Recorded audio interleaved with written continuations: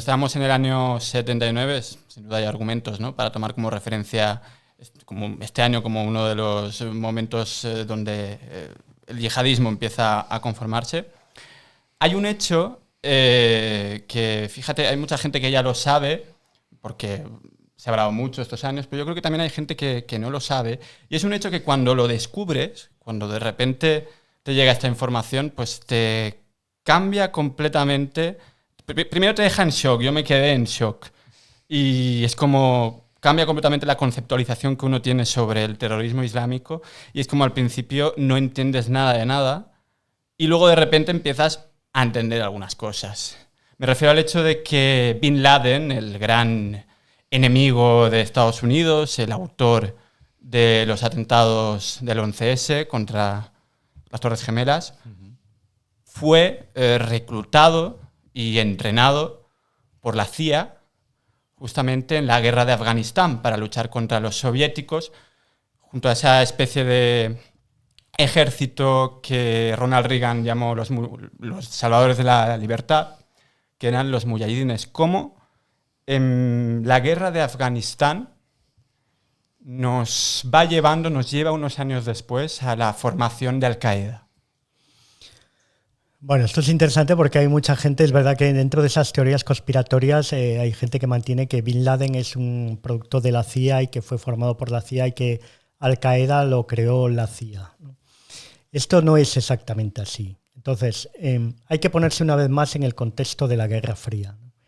Hemos dicho la intervención soviética en Afganistán para apoyar un gobierno laico que sustituye al que había antes de transición, había acabado la monarquía, habían derrocado la monarquía.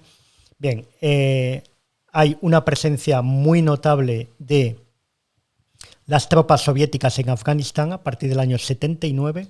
¿Y qué es lo que ocurre en este tablero mundial que sigue siendo así? Ahora lo acabamos de ver con algunos otros ejemplos, ¿no? En esta época de la Guerra Fría es un gran tablero de ajedrez en que las dos grandes potencias intentan tener controlados sus fichas, en este caso unos países. Por cada ficha que tú coges, el otro tiene que contrarrestar y tiene que oponerse. ¿Y qué pasa aquí? Que Estados Unidos ve de repente que ha perdido Irán, que es su gran aliado en la zona. El régimen del Shah de Persia era su gran aliado en la zona. Irán, un país enorme, un país muy rico, acaba de caer en manos de los islamistas.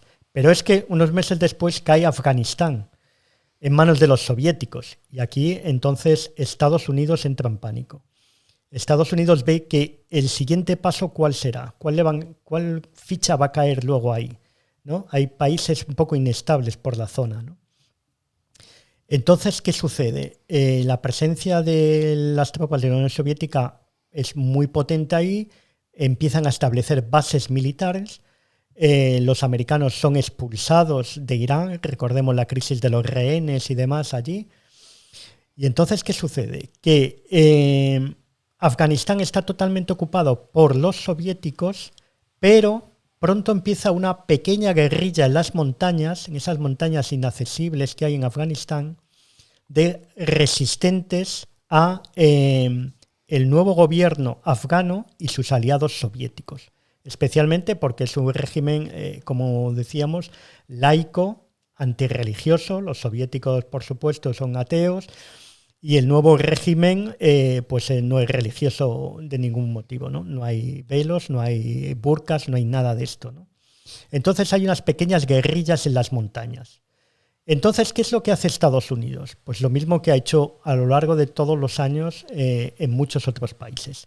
Decide apoyar a esa oposición que hay ahí, enviándole armas, municiones y dinero, ¿vale? Es también el origen de otros muchos problemas que luego va a haber en la zona, pero no vamos a extendernos.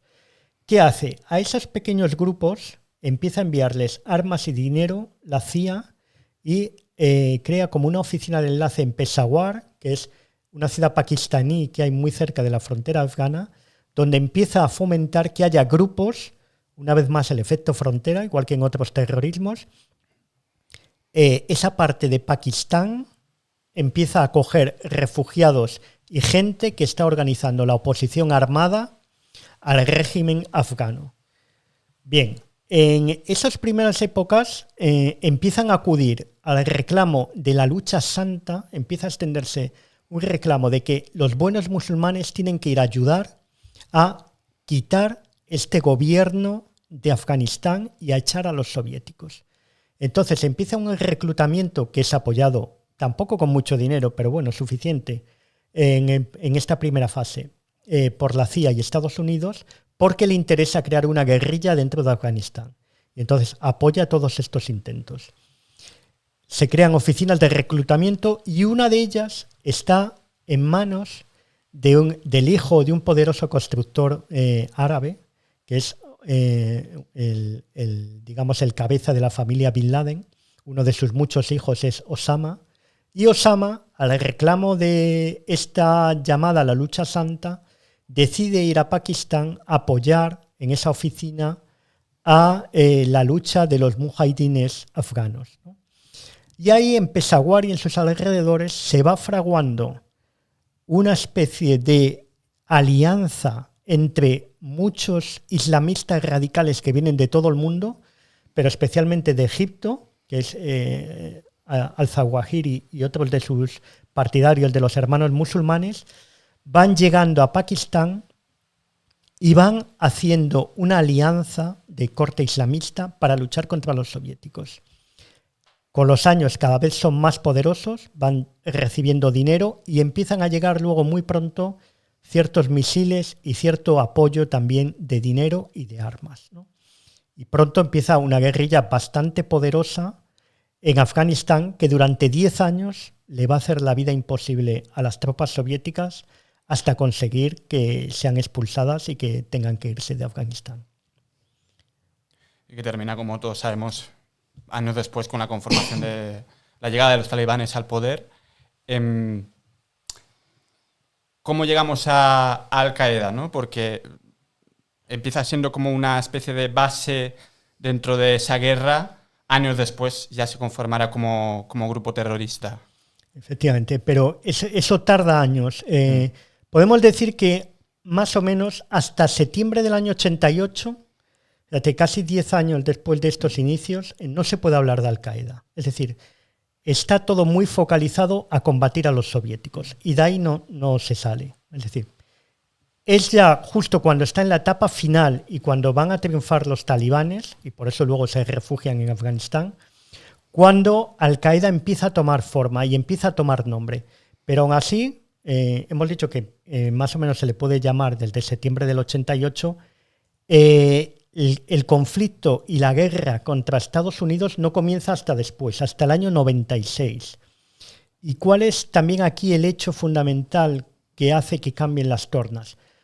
La invasión por parte de Irak de Kuwait. Irak invade Kuwait en el año 90, la guerra se desencadena en el año 91, pero para hacer frente a la guerra en el año 91 las tropas de Estados Unidos se desplazan a Arabia Saudí. Esto para los musulmanes radicales es un crimen, entre comillas, horrible, ¿no? La ocupación del país que tiene los santos lugares, la Meca, por esas tropas estadounidenses en las que se incluyen muchas mujeres, por supuesto sin velo y sin nada parecido, que forman parte de las tropas estadounidenses, hace que monten cólera muchos de estos militantes islamistas. Recordemos que, por ejemplo, en esta transición, en el año 93 es cuando hay el primer atentado contra las Torres Gemelas, que mucha gente no se acuerda de él. Este primer atentado contra las Torres Gemelas, que causa varios muertos, muy poquitos porque falla el explosivo, que fue dirigido por lo que llaman el jeque ciego, no es parte de Al-Qaeda, ni tiene nada que ver con Al-Qaeda. Estamos en el año 93, pero este atentado que se dirige contra los estadounidenses, precisamente porque ya hay una oposición a esto que está haciendo Estados Unidos, ocupando para ellos los lugares santos, está removiendo las conciencias de los islamistas, ¿no? Pero todavía no está Al-Qaeda. En ese año 93, por eso este acto, aunque alguna gente piensa que es Al-Qaeda, no tiene nada que ver con Al-Qaeda. Al-Qaeda hasta el año 96 no declara la guerra a Estados Unidos y no empieza a actuar y a ser un grupo terrorista preocupante hasta este momento.